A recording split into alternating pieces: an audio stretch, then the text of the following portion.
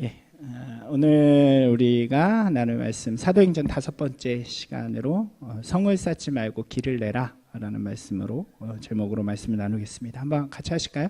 성을 쌓지 말고 길을 내라.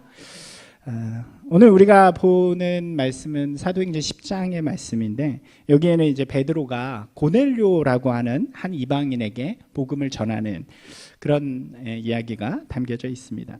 이 이야기가 사도행전에서 복음이 이방 땅으로 전해지는데 매우 중요한 역할을 하는 그런 이야기가 됩니다.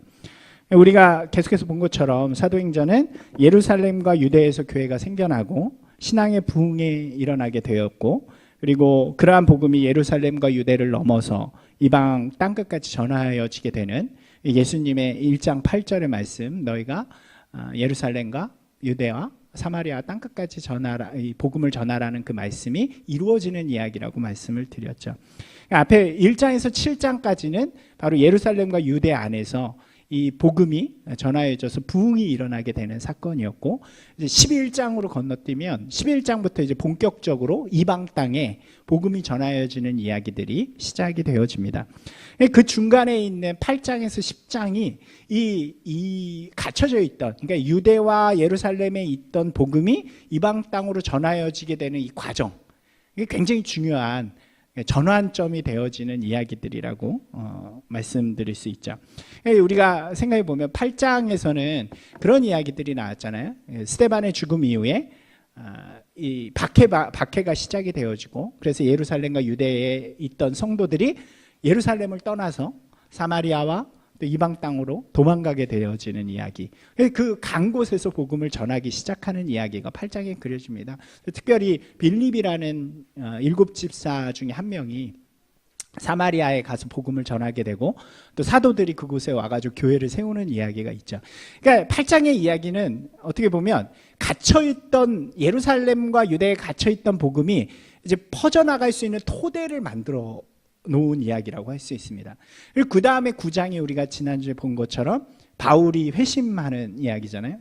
이방 땅에 복음을 전하는 한 인물, 복음을 전하는 사명을 가진 한 인물이 준비되어지는 이야기가 바로 9장에 등장을 하게 됩니다. 그러니까 토대를 만들게 되고, 그 다음에 이방 역사를 위한 사람이 준비되어지는 거죠. 그리고 오늘 우리가 보는 10장에서는 이 베드로라는 한 인물이, 우리가 잘 아는 베드로가 고넬료라고 하는 이방인에게 복음을 전하는 사건이 나오게 됩니다. 복음을 전하고 세례를 주게 되죠. 여기서 중요한 것은 베드로라는 인물이 어떤 인물인가죠.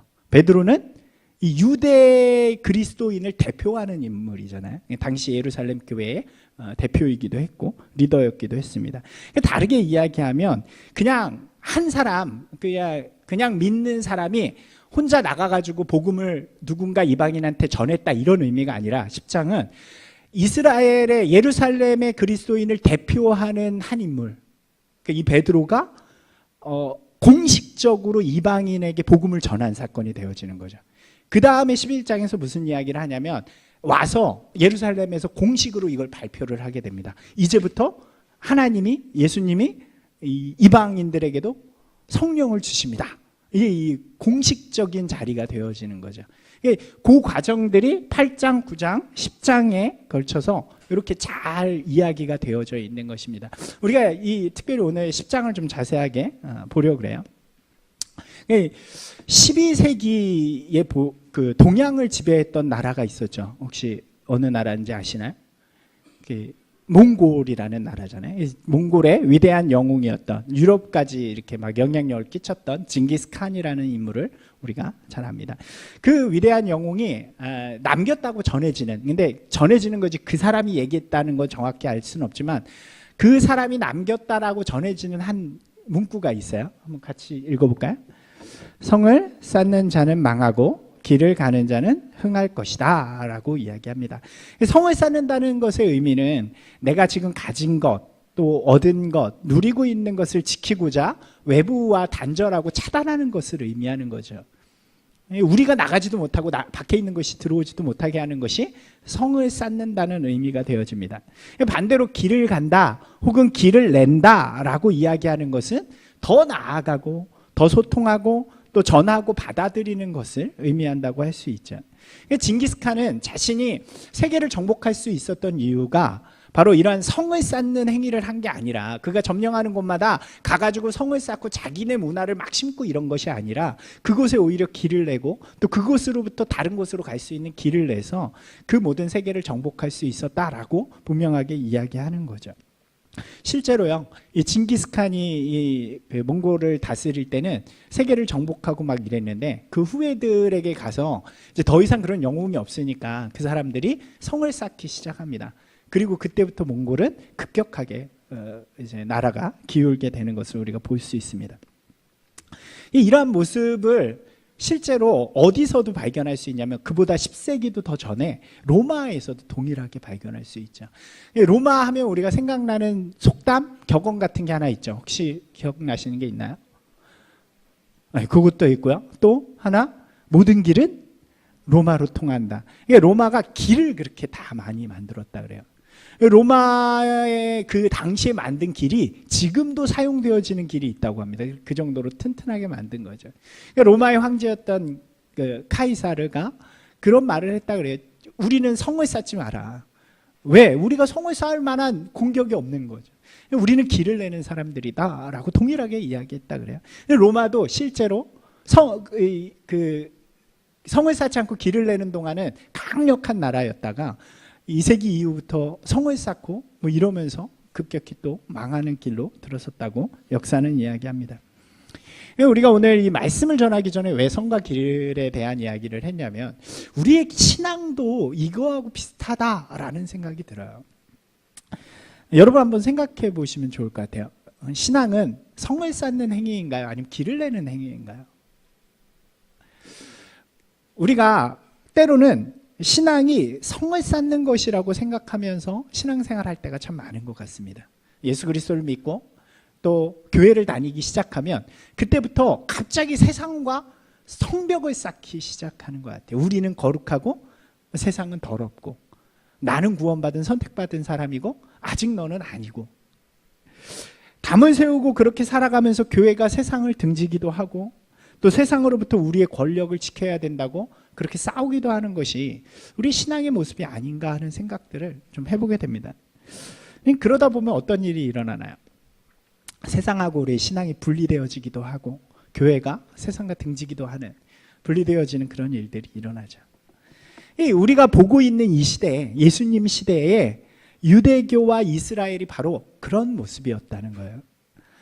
그리고 그것은 성령의 임재 이후에도, 여러분이 이제 우리가 사도행전을 계속 보고 있는데 성령이 임재해서 성령의 역사로 부흥이 일어났음에도 이 복음이 한동안은 예루살렘과 유대에 갇혀 있게 되는, 더 이상 뻗어나가지 못하게 되는 그런 이유가 되어집니다. 그것이 바로 이 유대교가 가지는, 또 이전의 종교적인 모습이 가지는 성벽 때문이라는 거죠. 그러나 진짜 신앙은요, 예수님의 말씀처럼 온 세상을 향해 전해져야 되는 거예요.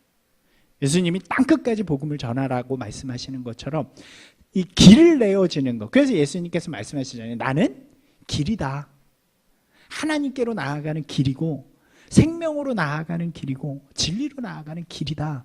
내 길을 놓아서 그 길을 세상 가운데 뻗쳐나가는 사람이 되라고 이야기하죠. 그러기 위해서는 우리 가운데 있는 이러한 담들, 벽들을 다 허무는 작업들이 우리 가운데 일어나야 하는 것입니다. 여러분, 유대인들이 가진 가장 큰 성벽은 뭐였을까요? 그 가장 큰, 이들이 흔들리지 않게 붙잡고 있었던 것은 두 가지였는데, 하나님께서 자신들만을 선택하셨다라고 하는 선민사상이었어요.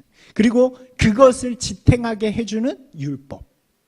이 두 가지를 이 사람들이 철저하게 붙들고 있으면서 자기들만의 성벽을 쌓기 시작하는 거죠. 여러분 생각해 보면요, 이거는 하나님이 주신 굉장히 큰 선물이에요. 그죠?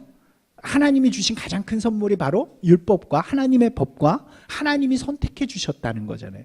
근데 이 유대인들이요, 그 하나님이 주신 가장 좋은 선물을 가지고 하나님의 뜻을 가장 방해하는 사람들이 되었어요. 큰 성벽을 가지고 자기네들만 그것들을 가지고 우리들만 선택되었고 우리들은 높고 우리들은 존귀한 자고 그 외에 이방인들은 개와 같고 동물 취급하고 부정한 것이라고 여기면서 그들과 함께하는 그 자리만 해도, 그러니까 실제로 이 이스라엘 사람들이 이방 땅에 갔다 오면 부정한 사람이 돼요. 그래가지고 그거를 털어내기도 해야 되고 무슨 의식을 하기도 하고 이런 일들이 많이 있었죠. 우리가 복음서에서도 많이 보잖아요. 이방 사람들, 그리고 병든 사람들, 고아, 과부, 이런 버려진 사람들은 하나님께 버려진 사람들이라고 여기고 자기들만의 성벽, 우리들끼리 막 이런 모습들을 보여주게 되죠. 이제 실제로 나라가 망하잖아요. 구약에 보면 나라가 망하면 좀 겸손해질 만도 한데 이 사람들은 그렇지 않습니다. 나라가 망하고 와서 하나님 앞에 회개하지만 결국 다시 그들의 모습은 종교적으로 더욱더 뭉쳐서 우리들만의 종교, 우리들만의 나라를 꿈꾸는 그런 사람들이 되죠. 결국 점점 하나님의 나라는 작아지고 폐쇄적이 되고 나누어 줄 수 없는, 그래서 사람들의 손가락질을 받을 수밖에 없는 그런 모습이 되었다는 거예요. 여러분 보면 그런 생각을 해보면 우리 이 시대도 비슷하지 않나요? 좀 그래가는 모습들이 보여지는 것 같을 때가 있어서 참 가슴이 아플 때가 있습니다. 예수님께서 그러한 시대에 오셔서 하신 일이 뭐냐면 그러한 것들을 다 깨는 일들이었어요. 그죠? 예수님께서 어린아이를 사랑하세요. 어린아이와 같지 아니하면 천국에 갈 수 없다. 병든 자들을 찾아가시죠. 고아와 과부를 사랑하십니다. 이방인들을 향해 나아가세요. 그리고 나서 성을 다 이렇게 무너뜨리는 작업을 하신 다음에 하늘나라로 가시면서 말씀하시는 거예요. 너희도 나와 같이 이제 이 복음을, 성을 무너뜨리고 세상 가운데 길을 내게 해라. 그리고 사도행전의 시작은 성령과 함께 시작된, 그래서 이 성령을 받은 자들이 견고한 성을 무너뜨리고 영생의 길이 되신 예수 그리스도를 세상 가운데 전하는 이야기가 바로 사도행전인 거죠. 세상에 그리스도의 길을 내는 것이 바로 사도행전이라고 할 수 있습니다. 특별히 오늘 말씀은 그 과정을 우리에게 보여주는데 본문 내용으로 들어가 보면 이런 내용이에요. 고넬료라고 하는 한 인물이 있습니다. 이 사람에 대해 성경이 이렇게 이야기해요. 한번 같이 읽어볼까요? 가이사랴에 고넬료라고 하는 사람이 있으니 이달리아 부대라 하는 군대의 백부장이라. 그가 경건하여 온 지방과 더불어 하나님을 경외하며 백성을 많이 구제하고 하나님께 항상 기도하더니, 이렇게 이야기를 합니다. 이 고넬료라는 사람을 소개하는데 어떻게 소개를 해요? 가장 먼저는 군대의 백부장이다, 이렇게 소개를 하는 거죠. 무슨 이야기일까요? 이 이방인이라는 이야기예요. 로마 군대에 100명의 사람들을 거느린 장교를 의미합니다. 백부장은 100명, 그래서 천부장은 1000명. 그러니까 중간쯤 이 장교 되겠죠. 그리고 어디에 머문다고 이야기하냐면 가이사랴에 머무는 사람이에요. 가이사랴가 어떤 곳이냐면 예루살렘의 서쪽에 보면 이제 지중해 바다가 있잖아요. 그 위쪽으로 있는 지역인데 그곳에 이 유대 총독이 살고 있는 곳이에요. 로마에서 파견한 총독이. 그러니까 이 사람은 어떤 사람이냐면 함께 그 총독을 지키는 그런 군대로 온 사람인 거죠. 그러니까 이방인이었다는 사실이에요. 근데 또 하나 이 말씀 속에서 우리에게 이 사람을 소개하는데 뭐라고 이야기해요? 하나님을 경외하는. 그러니까 이방인임에도 불구하고 하나님을 경외하는, 하나님을 사랑하는 그런 사람이었다라고 우리에게 소개해 주는 것입니다. 그러니까 이 단어가 사도행전에서는 굉장히 중요한 단어라고 제가 여러 번 말씀드렸어요. 그러니까 이 당시에 이방인들 중에 희한하게 하나님을 섬기고자 하는 사람들이 그렇게 많았대요. 당시에 희한하죠? 나라는 쪼그라들고 나라가 없어지고 이제 신앙 공동체만 남았는데 그 사람들이 나라를 잃어가지고 각 국으로 흩어져 살아갑니다. 근데 그 사람들은 그냥 살아가는 것이 아니라 그 나라에서도 모여서 하나님을 섬겨요.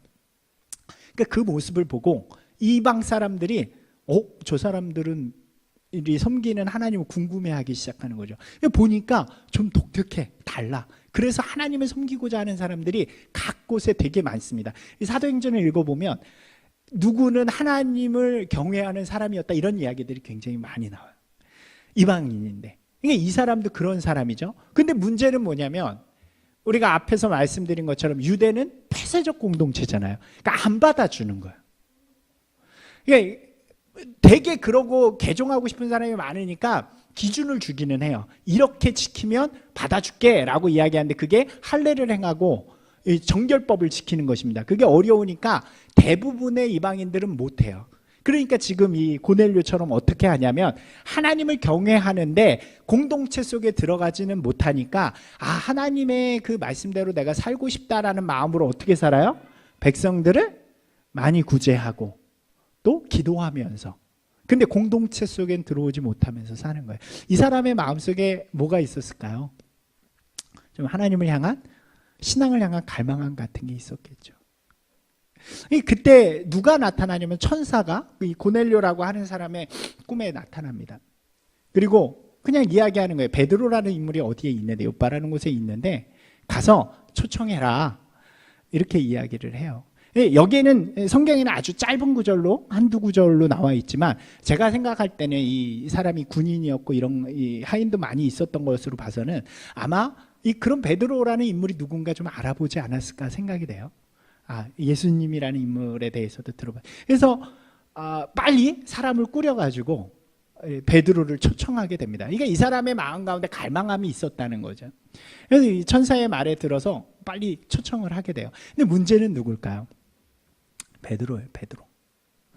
여러분, 베드로는요, 이 당시까지만 해도 유대인으로서의 시각을 벗어나지 못했어요. 벽을 쌓는 거. 예수 그리스도를 믿고 성령을 받고 복음을 증거했지만 그 복음이 아직 어디에 갇혀 있어요? 예루살렘, 우리 동족 안에 갇혀 있는 사람이란 말이에요. 시각이 아직 열리지 않은 사람이에요. 이 베드로는 유대인 그리스도인의 상징과도 같은 사람입니다. 그는 예수님을 믿고 예수 그리스도의 제자가 되었음에도 아직 율법과 선민 사상을 벗어나지 못했었어요. 그러니까 예수님으로 말미암아 구원을 받았어도 여전히 우리만이 선택받은 사람이고 여전히 우리는 율법을 지켜야 하는 그런 사람이었던 거죠. 그가 가진 견고한 성벽이 있었다는 거예요. 그래서 주님이 베드로에게도 환상을 보여주십니다. 어떤 환상이었을까요? 이제 기도하러 갔는데 갑자기 하늘에 문이 열리더니 그 큰 그릇이 내려와요.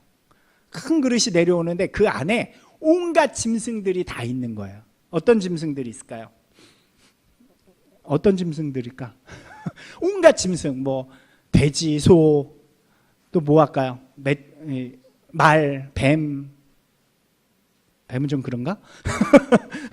두더지, 발 있는 거 하여튼 다 있는 거예요. 그 동물들이 쭉 내려와요. 베드로가 그걸 보고 이게 뭐지? 그런데 하늘에서 음성이 들리는 거예요. 다 먹어라. 베드로의 입장에서는 그거는 불가능한 일입니다. 왜냐하면 율법, 이 레위기에 정결법이 나오는데 음식에 대한 정함과 부정함, 먹을 수 있는 것과 먹지 못하는 것이 있습니다. 그것을 어기는 건 큰일 나는 일이에요. 근데 그건 나중에 이제 다시 한번 자세하게 설명드릴 기회가 있으면 이야기해 드릴게요. 짧게 이야기하면 뭐냐면 어떤 것만 먹을 수 있냐면 레위기 11장에 나오는 것인데 발이 달린 것 중에서는 굽이 갈라져야 되고 그다음에 되새김질하는 것, 요것만 먹을 수 있는 거예요. 그래서 소는 먹을 수 있어요. 근데 돼지는 못 먹죠. 토끼 못 먹어요. 그 실제적으로 11장 레위기 11장 읽어보면 이렇게 자세하게 이 동물은 먹을 수 있고 이 동물 이렇게 나와 있거든요. 그러니까 그걸 먹는 거는 뭐를 어기는 거예요? 지금 율법을 어기는 거예요. 하나님이 우리에게 주신 기준을 어기는 거기 때문에 먹을 수 없습니다. 이 베드로는 그걸 먹어서는 안 되는 사람이에요. 그래서 베드로가 이렇게 이야기해요. 같이 읽어볼까요? 베드로가 이르되 주여 그럴 수 없나이다. 속되고 깨끗하지 아니한 것을 내가 결코 먹지 아니하였나이다. 아니요, 저는 못해요. 저는 어떻게 이래요? 제 기준으로 살아왔고 이랬는데 이거 먹으면 큰일 나요. 안 돼요. 라고 하니까 하나님이 다시 하늘에서 소리가 들리는 거예요. 읽어보겠습니다. 또 두 번째 소리가 있으되 하나님께서 깨끗하게 하신 것을 내가 속되다 하지 말라 하더라. 그러니까 하나님께서 이미 속되다 해버린 거예요. 우리는 이 베드로는 습관과 간습과 이런 속에서 이건 먹으면 안 되는데 하나님의 말씀이 지금 이건 속된 것이 아니니까 깨끗한 것이니까 먹으라 라고 이야기하시는 거예요. 그리고 베드로가 그 환상에서 깨어나게 됩니다. 어떤 마음이 들었을까요? 왜지? 왜 이런 꿈이 나에게 보여졌을까? 딱 그때 누가 도착을 해요? 고넬료가 보낸 사람들이 도착을 하는 거예요. 이방인들이. 그래서 함께 가자 그럴 때 베드로가 성령의 이끌림에 따라서 가게 됩니다. 딱 갔더니 이 고넬료와 고넬료의 가족들과 친지들이 다 모여 있는 거예요. 어떤 눈으로? 반짝반짝 말씀을 들려주세요. 막 이런 눈으로. 우리에게도 하나님을 알려주세요. 이런 눈으로 이렇게 보고 있는 거죠. 그리고 베드로가 이들 앞에서 서서 왜 나를 불렀습니까? 라고 물을 때 고넬료가 그 이야기를 해요. 내가 환상 중에 그런 이야기들 속에서 베드로가 그 환상의 의미를 이해하게 됩니다. 이들이 율법으로 말하면 어떤 사람들인 거예요? 함께해서는 안 되는 사람들이에요. 돼지와 같고 토끼와 같고 이런 거예요. 소가 아닌. 함께한 것만으로도 부정해지는 사람이에요. 여러분 아마 이 베드로가 이 환상을 보지 못했다면 어떻게 됐을까요? 가지 않았거나 가도 그 사람들에게 복음을 전하지 않았거나 아니면 도망갔거나 이랬을 것 같아요. 그런데 그 환상을 통해서 이 주님은 이 베드로의 가진 벽들을 무너뜨리기 시작하십니다. 그래서 그가 그들에게 이렇게 이야기해요. 같이 읽어볼까요? 이르되 유대인으로서 이방인과 교제하며 가까이 하는 것이 위법인 줄을 너희도 알거니와 하나님께서 내게 지시하사 아무도 속되다 하거나 깨끗하지 않다 하지 말라 하시기로. 이미 하나님께서 말씀하셨기 때문에 그 말씀에 의지해서 내가 나아갑니다 라고 이야기하는 거예요. 그리고 베드로는 그들에게 드디어 복음을 전하게 됩니다. 곧 하나님의 백성이 되는 것은 오직 예수 그리스도를 믿음으로 가능한 것임을 전하고요. 정말 하나님의 백성이 되고 싶은 자들에게 예수 그리스도의 복음을 전하고요. 그들의 믿음의 고백 위에 막 그런 복음을 전하는 과정 중에 어떤 일이 일어나냐면 하늘로부터 성령이 임하기 시작하는 거예요. 여러분 이게 글로 우리가 보니까 이렇게 그냥 별로 대단한 것 같지 않지만 이게 베드로에게는 엄청난 사건인 거예요. 왜냐하면 성령이 이방인에게 임하니까 이 느낌을 어떻게 전해야 될까요? 상상도 못할 일이 지금 베드로한테 일어나는 거예요. 처음에는 베드로가 환상을 봅니다. 그리고 그냥 말씀대로 따르라 하게 돼요. 그러니까 성경을 한번 자세히 보니까 제가 자세히 이렇게 읽어보니까 그냥 글로 말고 그런 상황 속으로 읽어보니까 이 그 과정들을 좀 재미있게 의미 있게 볼 수 있어요. 처음에는요 베드로가 그냥 환상을 잘 이게 왜지? 라는 이해할 수 없는 상황이었어요. 이방인에게 나아가는 것도 죄이기 때문에 이해할 수 없어요. 그런데 나가래요. 가라 그래요. 그래서 이해할 수 없는 그 상황 속에서 그저 하나님의 말씀에 순종함으로 나아갑니다. 그래서 이렇게 이야기해요. 주님께서 가라 그래서 왔는데 무슨 일이세요? 근데 그들과 말을 나누다 보니까 이들이 정말로 하나님을 사랑하는 마음, 예수 그리스도가 필요한 마음들이 보여요. 그때 이 베드로가 뭘 깨달으냐면 이들을 향한 하나님이 진짜 마음을 깨닫는 거예요. 깨닫기 시작하는 거예요. 그래서 이렇게 말해요. 같이 읽어보겠습니다. 베드로가 입을 열어 말하되 참으로 하나님은 사람의 외모를 보지 아니하시고 각 나라 중 하나님을 경외하며 의를 행하는 사람은 다 받으시는 줄 깨달았죠. 처음에는 그저 이해할 수 없지만 알 수 없지만 하나님 하라니까 그냥 그 말씀에 의지해서 내가 순종하며 나아갑니다.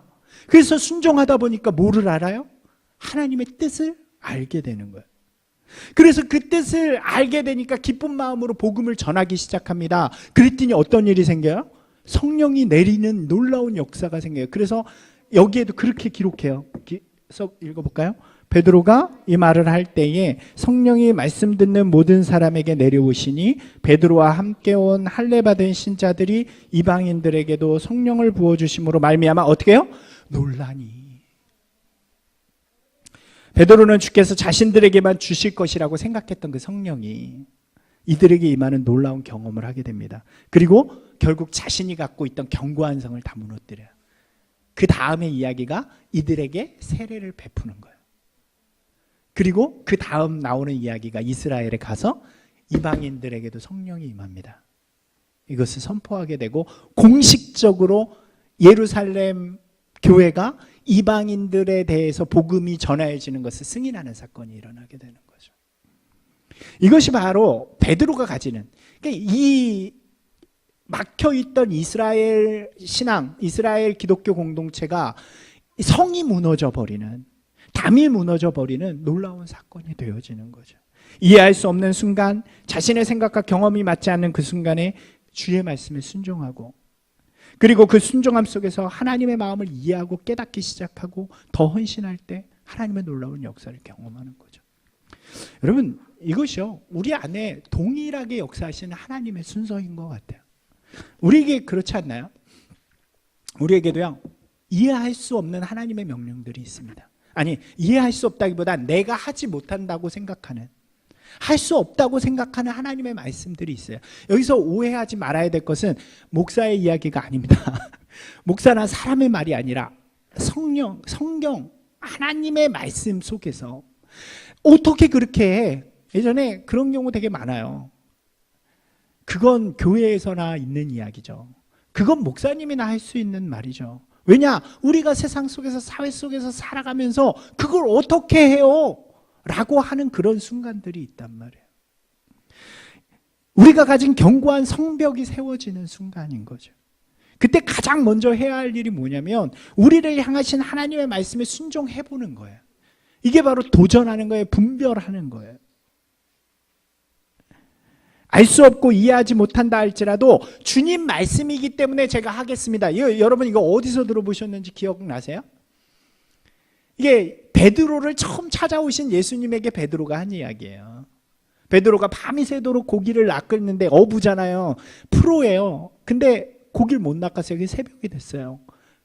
고기가 딱 일어나서 도망갈 시간이에요. 이제 더 이상 잡을 수 있는 시간도 아니고 프로인 베드로가 실패한 그 시간에 예수님께서 찾아오셔서 그에게 말씀하시잖아요. 깊은데 그물을 던져라. 그때 베드로가 뭐라 그래요? 제가 밤이 새도록 던졌는데요. 저 프로거든요. 근데 안 됐어요. 그 뒤에가 중요하죠. 하지만 주의 말씀에 의지해서 제가 던져보겠습니다. 그리고 던졌을 때 그분이 누구신지를 깨닫는 거죠. 여러분 복음서에 그런 이야기들이 굉장히 많이 나오잖아요. 떡 5개와 물고기 2마리를 제자들에게 하나씩 떼어주시면서 사람들에게 나눠주라고 이야기합니다. 여러분 이해가 되세요? 그냥 말씀이니까 너무 좋아 거룩해 라고 읽지 마세요. 진짜 이해가 되는지 한번 보시라고요. 이게 이해가 되냐고요. 근데 이해 안 되는 이 제자들이 그걸 받아서 나눠주기 시작하는데 뭐라? 이게 뭔 일이래? 다 5,000명을 나눠주고도 12광주리가 남는 거예요. 바닷물을 건너오시는데 베드로가 저도 걷게 해주세요. 오라. 에? 농담 아니세요? 와봐. 아멘. 그러고 가니까 걷게 되는 거죠. 여러분 우리에게도 마찬가지예요. 우리 견고한 성벽을 무너뜨리려면 우리가 이해하지 못하는, 우리가 알지 못하는, 또 우리가 할 수 없다고 여기는 그 순간에 하나님의 말씀에 집중해야 돼요. 해보는 거죠. 용서하라는 말씀에 어떻게 용서합니까 주님? 어떻게 사랑합니까 주님? 어떻게 인내합니까 주님? 근데 주님께서 관용을 베풀라, 사랑하라, 용서하라, 나누라 말씀하셨으니까 제가 그 말씀에 의지해서 저는 할 수 없지만 한번 해볼게요. 그러면 어떤 일이 일어나요? 그럼 그때 주님의 마음을 깨닫는 거예요. 이게 진짜 은혜고 복이 아닐까요? 놀라운 역사가 일어나서가 아니라요. 왜 나에게 그런 말씀을 하셨는가? 왜 나에게 이 말씀을 통해 해라고 하셨는가? 그걸 깨닫게 되어지는 거죠. 주님이 어떤 분이신가? 주님이 이 세상을 향한 마음이 어떤 분이신가? 이런 것들을 깨닫게 되어지는 거죠. 그리고 그 깨달음은 우리로 이 삶에 대해서 더 헌신하도록 만들어가는 거예요. 그럼 어떤 역사가 일어나요? 그것으로 인해서 하나님의 놀라운 역사들이 경험되어지게 되는 거죠. 그래야 우리 안에 있는 견고한 성들이 무너지기 시작하는 거라고요. 여러분 우리 안에 견고한 성들이 많지 않나요? 사람을 향한 견고한 성, 세상을 향한 견고한 성. 우리가 주님의 마음으로 사랑한다고 하지만 그렇지 못할 때 너무 많잖아요. 교회도요 너무 성벽이 두꺼워요. 그래서 이제는 교회 들어가는 진입 장막이 너무 어려운 것 같아요. 그냥 예배 드리는 건 쉽죠. 그러나 그 공동체 안에 들어와서 무엇인가를 함께 하는 게 쉽지 않은 일이 돼요. 제 예전에 교회에서 있었던 경험 하나만 나누고 좀 말씀을 정리할게요. 우리 교회 개척하는 그 해에 제가 있던 부교육자로 사역하던 교회에서 이제 한 두세 달 정도를 아무것도 안 한 적이 있어요. 사역들을 다 내려놓고 두세 달 정도를 그냥 이렇게 교회 가서 방송 시스템만 보고 막 이랬을 때가 있었는데, 그때 교회에 SOS가 하나 들어온 거예요. 어떤 이제 자매가 부모님하고 함께 이렇게 우리 전수사님을 통해서 좀 도와달라라는 게 왔어요.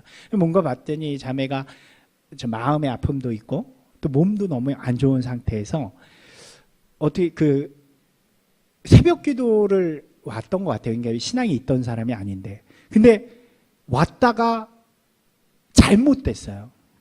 그래가지고 막 환청도 들리고 맨날 집에서 무서워하고 이런다고 이제 연락이 온 거죠. 그래가지고 교회에 좀 부탁을 했는데 이제 부교육자들도 있고 그러니까 이 전사님이 우리 목사님들한테 얘기를 했겠죠. 근데 부담스러워요. 왜냐하면 잘 알지 못하니까. 그런 사람을 만나본 적이, 그 전까지 아마 제 사역은 되게 편했던 것 같아요. 청소년 사역, 뭐 믿는 사람들, 그렇잖아요. 우리 다 알잖아요. 믿는 사람들끼리 있으면 얼마나 편해요. 믿는 사람들 앞에서 목사가 설교하면 되게 편하거든요. 막 아멘도 크게 해주고 막 이런 편한. 근데 이 자매는 무서운 거예요. 그래서 다른 목사님들도 다 못하겠다고 그러면서 딱 보니까 제가 아무것도 안 하잖아요. 그래가지고 목사님이 하십시오 그래가지고 제가 처음에는 그랬지만 순종하는 마음으로, 하나님이 사랑하라, 어린 양을 사랑하라 하셨으니 그 마음에 순종해서 그 자매를 만났습니다. 자매를 만나서, 그러니까 잘 몰랐어요. 저는 진짜 그런 것에 대한 관심도 없었고 사람에 대한 그런 아픔에 대한 것도 잘 하지 못하던 그런 사람이었는데, 어렵죠. 그러니까 막 앞에서 성경 공부하는데 딴 얘기 하시기도 하고 막 이러니까 그냥 2달 동안을 일주일에 한 3번 정도씩 만나가지고 성경 공부를 하기 시작했습니다. 근데 신기한 게요, 그렇게 하다 보니까 이 성도를 향한 하나님의 마음을 아는 거예요. 이 긍휼하심, 애통하심, 얼마나 이 자매가 아플까, 얼마나 힘들까. 사람을 향한 마음들이 제 마음 가운데서도 좀 생겨나는 거죠. 고통 가운데 있는 사람들을 바라보는 마음들. 하나님이 이 성도를 통해 하고자 하는 마음들, 그런 마음들이 막 이해가 되니까 점점 더 진짜 열심히 해요. 그러면서 열심히 하는 거죠. 그리고 이 자매도 점점 바뀌기 시작해요. 얼굴이 바뀌어지고 밥을 먹기 시작하고 병원을 다니면서 몸도 건강해지고 마음도 건강해지면서, 그리고 2달이 되어서 이제 제가 나갈 준비를 하느라고 그걸 끝냈는데, 그 몇 주 후에 저한테 들려온 소식이 뭐였냐면 부활절에 세례를 받는다는 거였어요. 그러면서 저한테 너무 고맙다라는 장문의 편지를 보내주셨더라고요.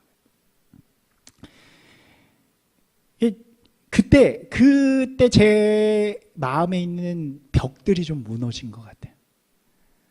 그 전까지는 좀 편한 사람들, 쉬운 사람들, 말하면 잘 듣는 성도들, 그런 성도들을 자꾸 바라봤다면 이제 어려운 사람에 대한 마음들, 사랑의 마음들이 굉장히, 여러분, 우리는 자꾸 성벽을 쌓으려고 하는 것 같습니다. 제 마음에도 아직도 성벽들이 많아요. 나에게 어려운 사람들, 나와 다른 사람들, 내가 이해하지 못하는 사람들과 성벽을 쌓고 그들을 향해 나아가라는 주님의 손길, 주님의 말씀을 외면할 때가 많죠. 여러분, 그러면 결국 우리의 종교, 우리의 신앙은 막혀져 있는 성 안에 머무는 것이 되어지고 맙니다. 이 시대가, 교회가 그러면 더 이상 우리 시대 이후에 교회는 없어지는 거예요. 복음이 이 세상 가운데 이렇게 전하여 줄 수 있었던 것도 예수님을 따르는 제자들이 그들이 가진 견고한 성벽을 무너뜨리기 시작하면서부터, 베드로가, 바울이, 또 제자들이 그 성벽들을 다 무너뜨릴 때 시작이 되었다는 거죠. 여러분, 어떤 성벽을 가지고 계신가요? 좀 그 성벽을 무너뜨려 보면 어떨까요? 우리가 가지고 있는 견고한 마음들, 세상을 향한 담들, 또 사람들을 향한 편견들을 좀 내려놓고 그 사람이 누가 됐든지, 정치적으로 어떻든지, 국적으로 어떻든지, 종교로 어떻든지 그런 거 상관없이 우리는 우리에게 맡겨주신 그 사랑으로 복음을 전하고 섬기고 나눌 수 있을 때 우리를 통하여서 하나님께서는 하나님의 역사들을 이루어가는 거죠. 그리고 우린 진짜 하나님의 마음을 그때 배워가는 것 같아요. 그런 것 같아요. 사랑하는 여러분, 특별히 명절이 다가옵니다. 명절 때 보면 가족들, 친지들이 다 모이잖아요. 항상 싸움도 나고 이러죠. 그때부터 좀 시작해 보시면 좋을 것 같아요. 좀 나와 다르더라도, 내 생각과 다르더라도 그 마음들을 좀 이해하고 관용하라고 하시는 그 주님의 말씀에 의지해서 우리가 사랑을 주고 나누는, 참고 이해하며 섬겨보는 주님의 사랑과 온유와 인내를 보여주는 그런 시간이 되었으면 좋겠습니다. 그것을 통해서 그리스도의 복음이 믿지 않는 우리 가족들에게도 전하여지는 그런 시간이 되어지길 바랍니다. 사랑하는 여러분, 성을 쌓는 자는 망하지만, 잠깐, 성을 쌓는 자는 망하지만 주는 자는 승리합니다. 우리 신앙도 마찬가지입니다. 성을 쌓기보단 세상을 향하여 사랑의 길, 은혜의 길, 믿음의 길, 성령의 길이 되시는 예수 그리스도의 길을 아름답게 내는 저와 여러분이 되기를 주님의 이름으로 축원합니다.